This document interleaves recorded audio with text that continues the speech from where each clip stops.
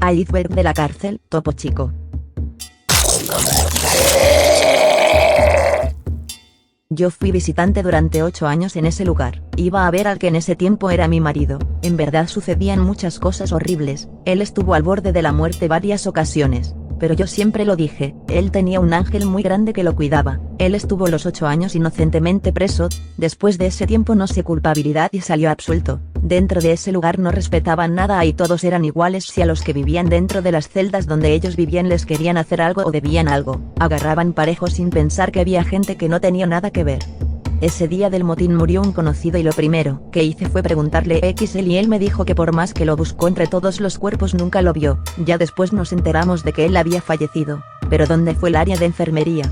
Sinceramente ahí era un lugar donde se cometían muchas torturas y cosas de lo peor. La mayoría de las cosas que cuenta la gente es real, aunque parezca todo de terror e increíble, todo es la realidad de ese lugar. Un día también en plena visita mataron a una chica, supuestamente había sido su propio esposo. Pero en fin, tantas cosas horribles y tantas vidas perdidas en ese lugar, y de la peor manera.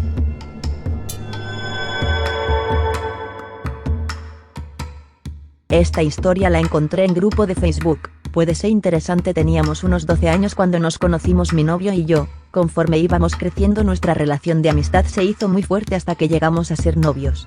Lo amaba, él fue mi primer y único amor durante muchos años hasta que la muerte me lo arrebató. A pesar de ello, durante los años que estuvimos juntos estuvimos bien. Sin embargo, su destino estuvo marcado desde que cumplimos los 15. Él fue enganchado por los mañosos e ingresó a una facción del crimen organizado para hacer labores de halconero y venta de droga. Su vida, nuestra vida cambió. De pronto de ser un humilde joven, que muy apenas tenía para invitarme a cenar, pasó a tener dinero, un carro nuevo, me llevaba a lugares caros a comer o llegaba con regalos caros.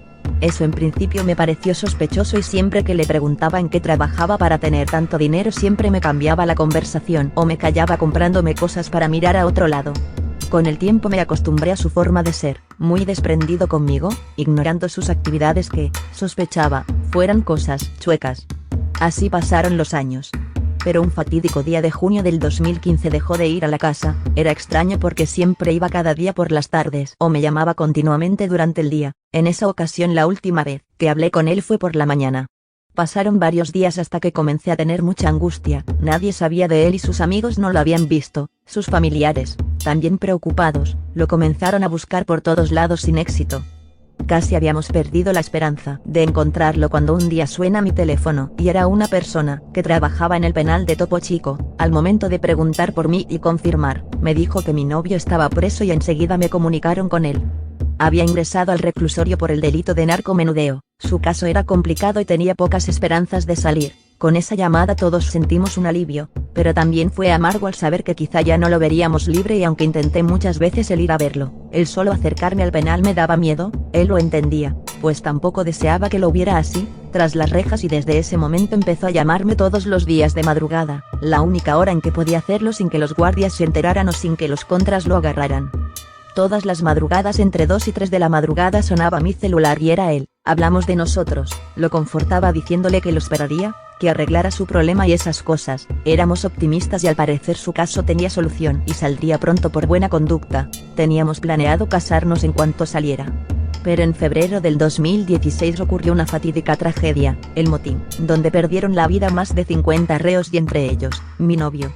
Esa pérdida fue bastante trágica para mí, ya que un día antes me había pedido perdón por todas las mentiras, la vida engañosa que llevó a mi lado y el hecho de no estar conmigo. Peleamos y colgamos enojados. Luego de colgar esa madrugada, me quedé con mucha angustia y algo molesta. Tenía un presentimiento extraño que me hizo estar intranquila hasta el momento que estalló el motín y deseaba con el alma que no le pasara nada. Pero no fue así. Fueron horas de zozobra de ver en los medios la tragedia minuto a minuto hasta que lograron contenerlo con saldo de muchos heridos y muertos. Irónicamente por primera vez fui al penal después de la tragedia a reconocer el cadáver de mi novio.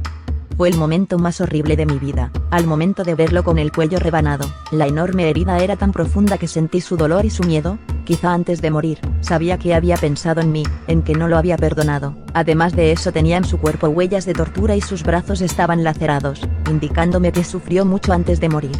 Yo me derrumbé, no sé cuánto tiempo estuve histérica intentando asimilar su muerte. Cuando por fin pude superar la crisis nerviosa, estaba ida y sin ninguna clase de emociones cuando me entregaron sus pertenencias y posteriormente, durante la noche, su cuerpo para ser velado, me junté con su familia en casa de su mamá para darle el último adiós. Fue un funeral con muchas ausencias, los amigos con los que nos juntábamos en las fiestas y a los que les pagaba la borrachera incontables veces no lo fueron a ver, ni siquiera una llamada, nada. Con tristeza me di cuenta de que no tenía amigos. Pero estábamos los que de verdad lo amábamos mientras estuvo con vida. Su última misa y su entierro fueron los más tristes, yo estaba devastada, ni siquiera tenía fuerzas para llorar mientras lo estaban enterrando. Fui la última que se fue de su tumba y me quedé un buen rato despidiéndome de él.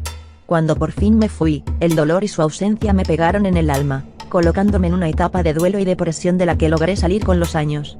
Fueron exactamente 3 días después de enterrarlo cuando suena mi celular a las 3:45 am y el número era del penal, uno de los tantos que llegué a contestar mientras mi novio me llamaba y los tenía registrados. No sé si fue el sueño o la costumbre que en segundos pensé que era él y respondí, como siempre lo hacía.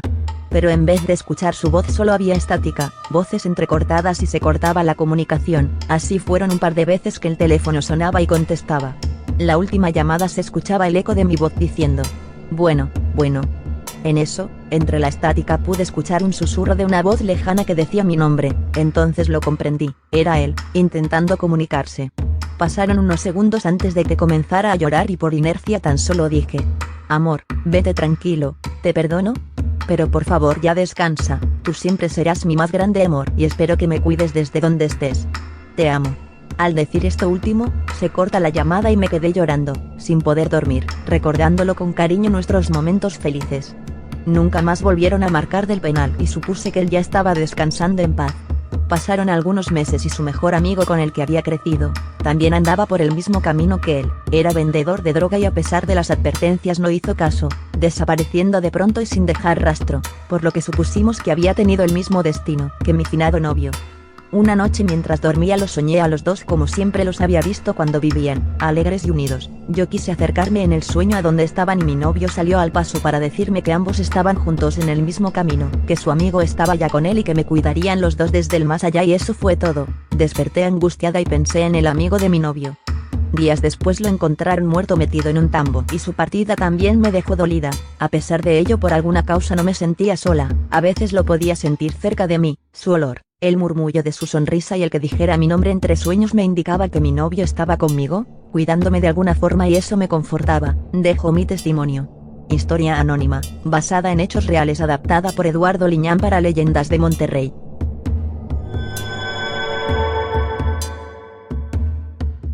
Tuve un familiar 10 años en el penal del Topo en Aérea de Mujeres del 2008 al 2018 y me platicaba que sonaba una alarma y sabían que tenían que ponerse tenis, porque iba a haber problemas, donde tenían que ser ágiles, que en su celda secuestraban a reclusas y ahí mismo las escondían amarradas abajo de sus camas, para pedir dinero y ser liberadas, siempre por órdenes de la administración que los peores abusos eran cuando llegaban militares que las golpeaban y violaban y las dejaban desnudas a todas en los patios.